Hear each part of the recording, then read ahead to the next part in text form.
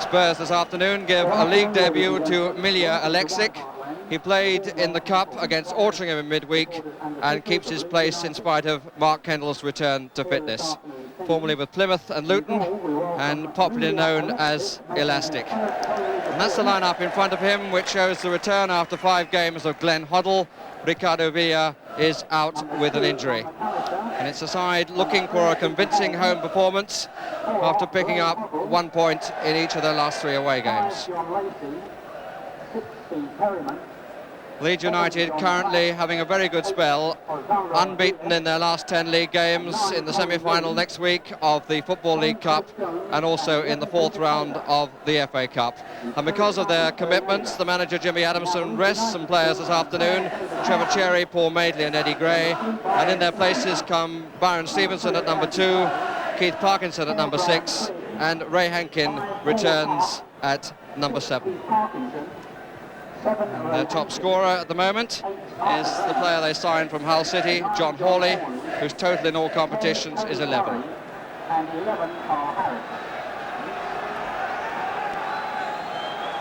in contrast to the north, almost a spring-like afternoon in London, and the pitch looking better than many one has seen in recent days.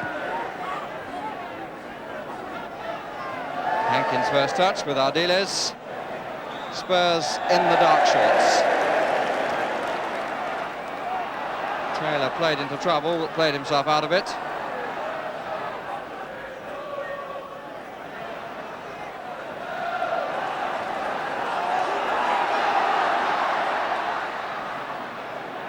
Taylor losing out to Parkinson.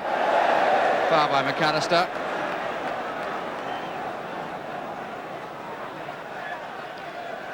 Graham, who felt the weight of McAllister's challenge. Hankin and Lacey. Curry, Harris has made the early run.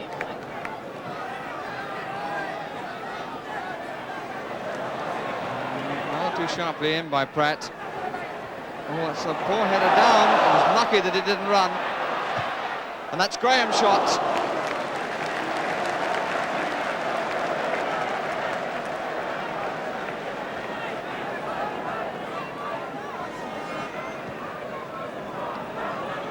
McAllister in a bit of space, which is lessened by the presence there of Hankin.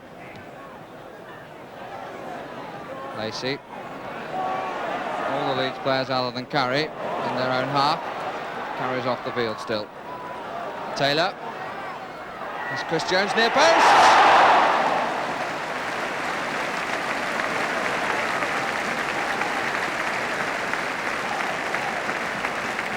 Good sprint to get to the near post for the low cross. Just about a yard the wrong side of the post from his viewpoint.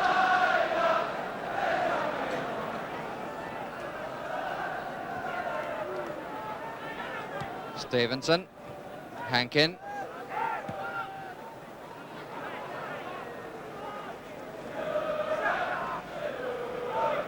Tottenham bench. Ron Henry on the left.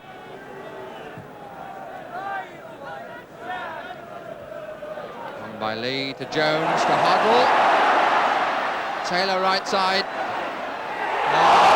Fine try by Hoddle. Trying to clip it up over Harvey. Had 5 players around him then, Glenn Hoddle. Found himself back in a position that he'd been asked to play earlier in the season as a striker, and with the confidence to go on and trying to trick Harvey.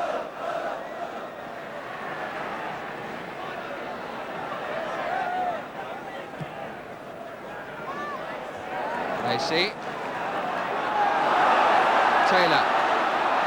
Typical run from Taylor. For Jones. Feel for offside, which it certainly isn't. 3 in the box for Tottenham. Hoddle with the ball.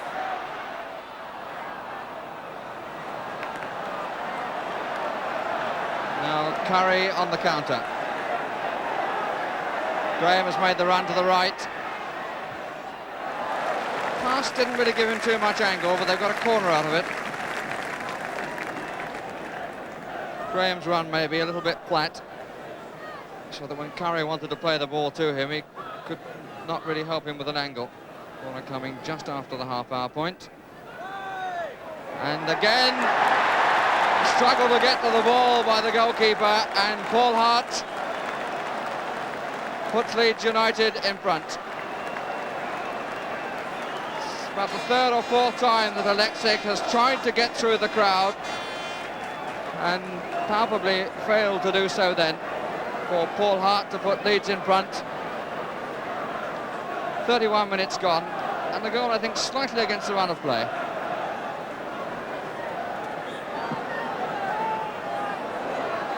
The first goal was scored in 30 minutes 50 seconds by Paul Hart. Paul Hart's 5th goal of the season. He's 3rd in the league. Holmes.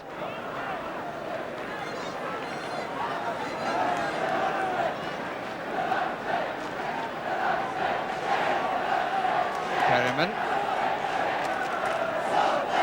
Spurs skipper. Tottenham currently in 9th place. And they've got a team at the top of the South Eastern Counties League and also at the top of the football combination. Leeds 5th.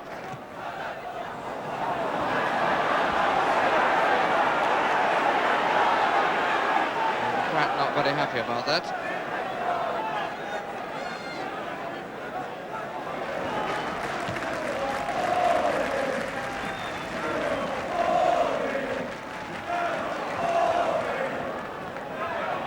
Flynn.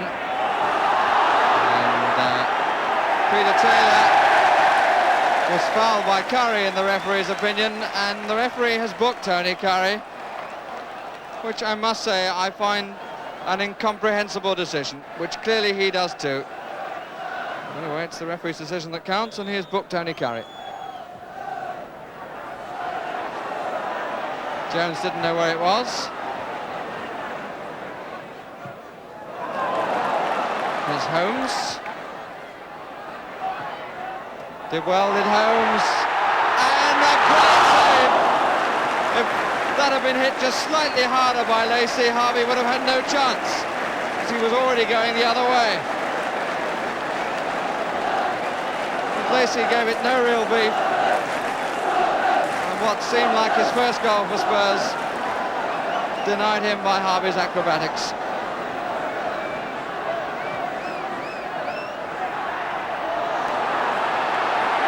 Again, Lee got up well, but so did Harvey.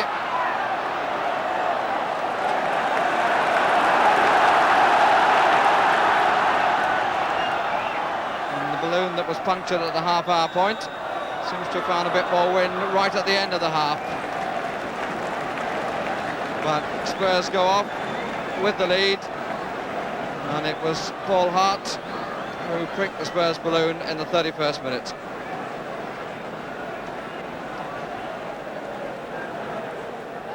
Well, it's been said often enough that goals lift a game, but I think there can be no debate that Paul Hart's goal for Leeds in the 31st minute, just at the first half, really killed that half stone dead. Let's hope we can pick up the tempo of the opening 30 minutes, which was a lively contest with very little in it. The onus on Tottenham to find their way again.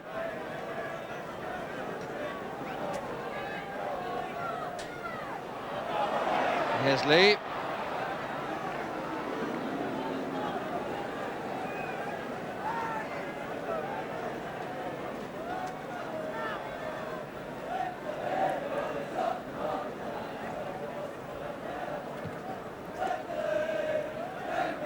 Morley and Hankin forward. Holmes is foot in. Here's John Pratt. The crowd showing obvious disappointment at the quality of the pass.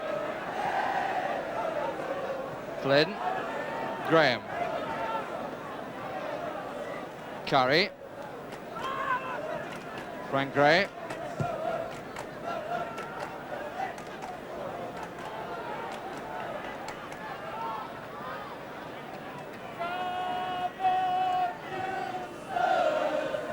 Jones. Stevenson was so close to him. Huddle presenting it back to Stevenson. And the game apparently still Leeds for the taking. Second goal surely would settle it at this moment. Graham.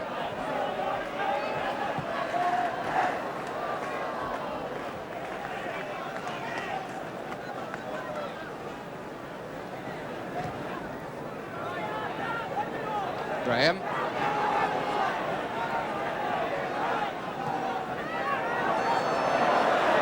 Jones for Spurs.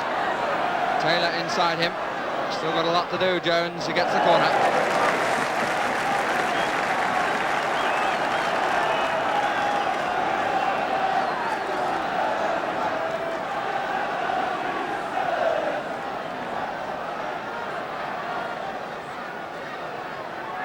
Hoddle and Jones, the Spurs players in the 6-yard area. Lacey coming from the back. On the line from McAllister by Harvey's legs, then away by Frank Gray. Extraordinary scramble, and that's still going to test them, and a fine catch by Harvey.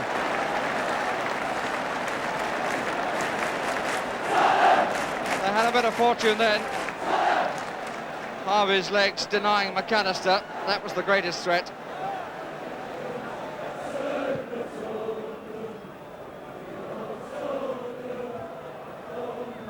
Curry, Graham. Diaz may well have got away with a foul then. Here's Hoddle. Here's Taylor.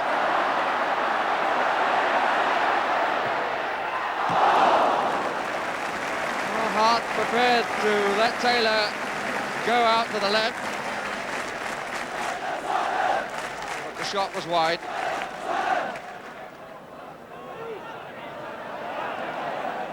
Referee calling that evens, which didn't please Graham.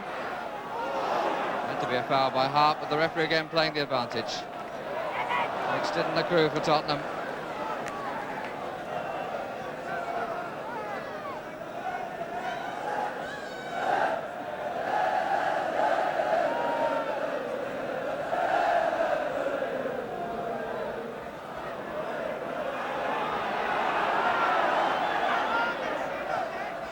Graham. Lynn has made the forward run, and Graham for some reason went completely square. Here's Ardiles. Here's Jones on the left. Another quick strike, really brought about by Graham's very square run when Flynn had moved up, and therefore there was a gap in the cover. Ardiles' pass, Jones' shot, and Harvey quite happy with his positioning.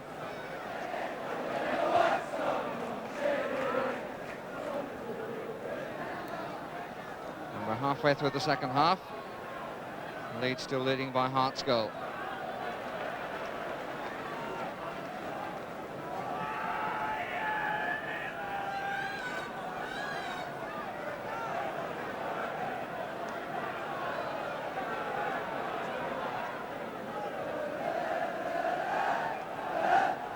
Curry. Here's Flynn. Did he change his mind about having a crack? Graham. And in by Hankin. Well, if Flynn did change his mind, he made the right decision in the end. Switching it to Graham. And Graham's cross being comfortably met by Hankin, who was picked up by nobody in the Tottenham defence and scored comfortably.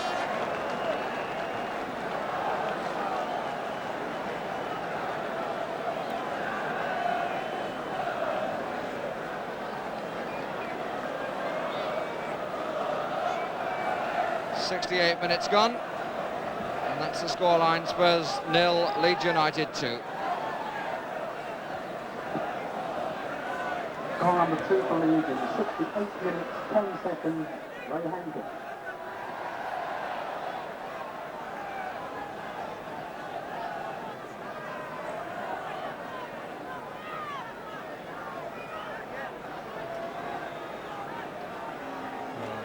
To be hoped that Leeds won't be quite so negative as they were after the first goal.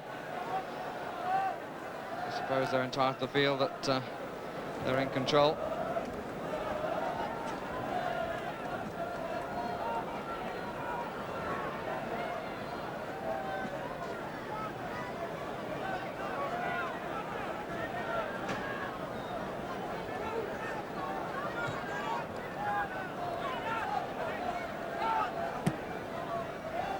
Lee, Taylor, looking for Pratt, fine ball, the chance wasted. Really was a great ball by Peter Taylor. Got it over the fullback Stevenson for Pratt to run onto, and the chance was spurned.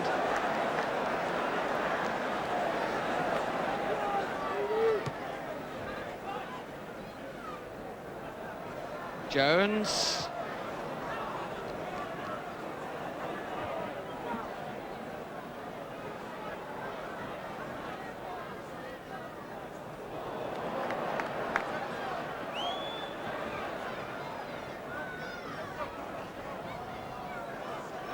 Ardiles.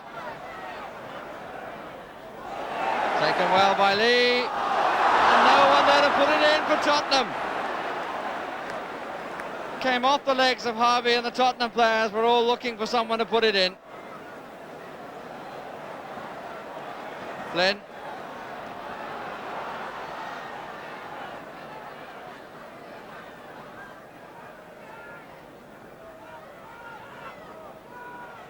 Harris.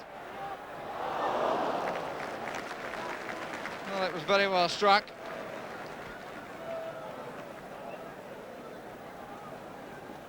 Holmes, Jones, Ardiles.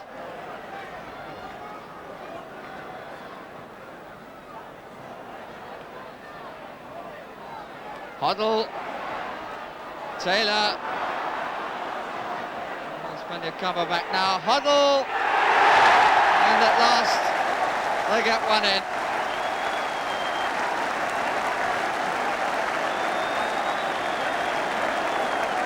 Such delay in the final shot, but when it came back to Hoddle, Harvey got to it, but it went through to give Tottenham a consolation goal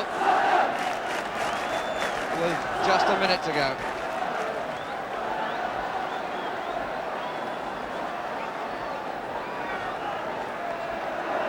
So the score 2-1 as an Ellen Road, and once again it's the away team that are going to win it.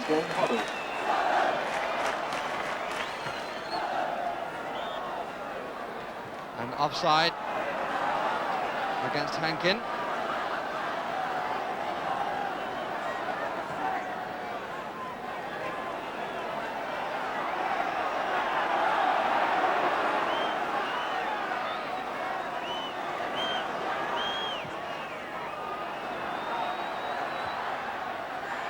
Graham. And here's Pratt. But the crowd in good voice at the end, as they were for the opening half an hour. But when Leeds United were in the mood, they suggested quite a gap between the two teams, and indeed the strength of their first team pool. The goals by Hart and Hankin for Leeds United, and by Hoddle for Tottenham. Jimmy, I think the last time we talked to you on Match of the Day, you were with Sunderland, you were just about to go down, and things were pretty sad for you. They're a bit different now, aren't they?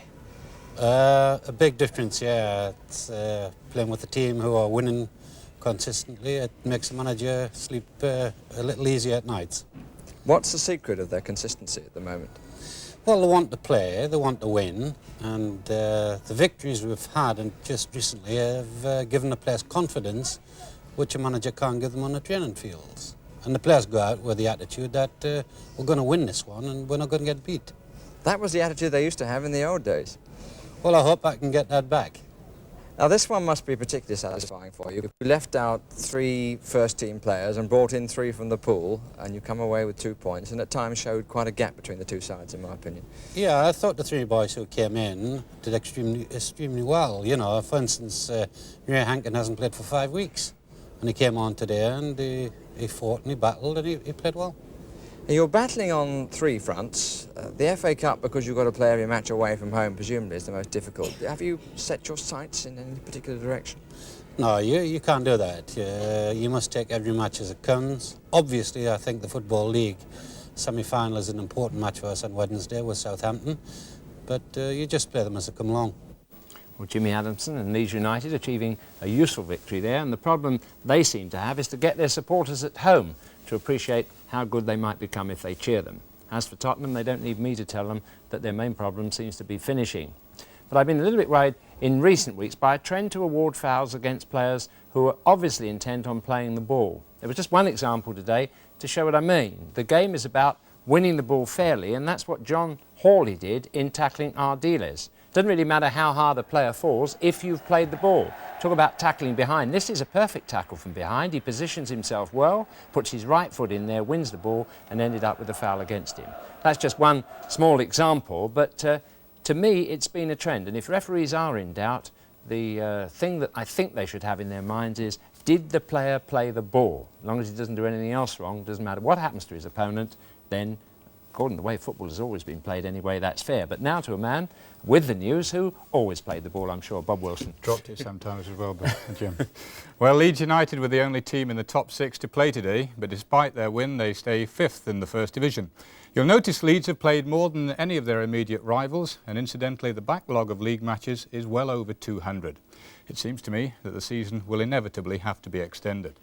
Of the 4 First Division games played today, the honours must go to Chelsea, who came back from 2-1 down with 15 minutes left to beat Manchester City 3-2 at Main Road.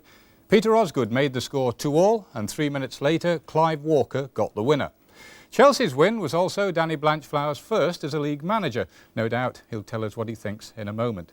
Well, I can give some good news to Danny as well, because his captain, Ray Wilkins, came through a reserve match today without trouble. It was his first game since injuring a knee 5 weeks ago. John Walk scored twice in Ipswich's 3-1 win over Wolves, the club just above Chelsea, and I saw 2 other relegation candidates, Queen's Park Rangers and Middlesbrough, draw 1-1 at Loftus Road.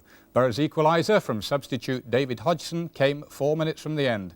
That point takes Middlesbrough above Bolton on goal difference at the bottom, while Chelsea are now only 2 points behind Wolves. The second division fared better than the others. 6 games were played and they included the top 6 clubs. As well as Brighton and Stoke, leaders Crystal Palace were held to a goalless draw by bottom club Millwall, and Fulham and Sunderland shared 4 goals at Craven Cottage. The only winners, in fact, were West Ham, who beat Bristol Rovers 1-0 to move to within a point of Brighton with a game in hand. Brian Robson was the man who got the vital goal for the Hammers. Watford's deadly duo, Luther Blissett, who got 2 goals today, and Ross Jenkins, who scored once, put the third division leaders into a 3-0 lead over Bury. But in the last half hour, Watford surrendered their lead and dropped a point. So Shrewsbury, who won last night, are only 4 points behind. Only 2 games played in the 4th division, and Grimsby missed a chance of going top by losing 1-0 at Hartlepool. Aldershot, though, beat Torquay 1-0 in the other game to go level on points with leaders Portsmouth and Wimbledon. No jackpots on the pools, I'm afraid, where the panel sat for the 3rd successive week. There are 11 score draws and 6 no-score draws on the coupons. No claims are required and the dividend forecast is moderate. The numbers you require are 8, 12, 17, 26, 29, 30, 37, 38, 41, 43 and 54. And one final news story tonight. As you may know, Kevin Keegan is signing a further contract with Hamburg. But he will also play this summer in America. The likely club is Washington Diplomats, who bid £1 million for Trevor Francis. The fact that Keegan will play in America will not affect his selection for England in the European Championship or the Home Championship. Jim. Thank you very much, Bob. And now, welcome again, Danny, and congratulations too on your first win as manager of Chelsea. How did it happen? Well, we battled a bit in the second half. Manchester City had most of the game. I think they were the stronger team, but at half-time we were deservedly 2-1 down, and I said, well, you've got to battle because you might get a bit of luck if you do battle, and they did. I think you've got to earn your luck in football, so we did that today. It sounded as if you battled on the touchline with that voice. No, I don't shout during the match. It's just too late. I've been shouting all week, and as I said, they seem to do everything contrary to what I'm saying, and it's working. Well, Dan, the real reason for you being on the programme tonight, which we all knew before you got that win, was that Bill McCracken very sadly died today, and thank you for coming in. And for viewers who really don't know about Bill McCracken, let me tell you that he died today aged 95 years, and he'd had a truly wonderful career in the game he loved. In the early 1900s, he played 3 years out of 4 for Newcastle in the final of the FA Cup, getting a winner's medal in 1910. Also, he won 15 caps for Northern Ireland. And over the years he managed Hull City, Aldershot and Gateshead, and continued as a scout for various clubs right up to the very end. And Bill was responsible for the change in the offside law in 1925, but it was his character and his humour and his friendliness for which he'll be remembered. Dan, what was it about the man that was so special? Well, I regret his going. I mean, he was a remarkable man. I mean, I only met him when he was 90. and he could remember. He had a beautiful, distant taste of memory, you know. And he could talk about the old times. I remember him telling me a story about him taking service teams over to Ireland in the war. I thought it was the last war, but it was the first war he was talking about. Yeah. And I went to see him one day at his home, and we started talking about the game, and he got up out of the chair and tackled me at 91 years of age. Yeah. and at that time, he said he was scouting for Watford, I think, at that time, and he said that he was getting a bit old. He was only doing it once a week instead of twice a week. Actually discovered Pat Jennings as a schoolboy. Yeah. But he was a man of wholesomeness and great integrity and character. He only got 15 Irish caps because he rebelled. When he was at Newcastle, he was playing with a lot of Newcastle players who were playing for the England team. I think they were getting about £10 at the time, and the Irish team were only getting 2. So he thought that was unfair, and he wouldn't play. And eventually he changed the system. Yeah. He was an early rebel of a kind. Yeah. A couple of years ago, I met with him and Peter Doherty, who's another great Irish player, to pick a great All-Ireland team, you know, of all time. And the thing about Bill, even at 91 years of age, his memory of players all those years back, they weren't all good in the old days. He knew the good ones from the bad ones, and the same today. It was remarkable.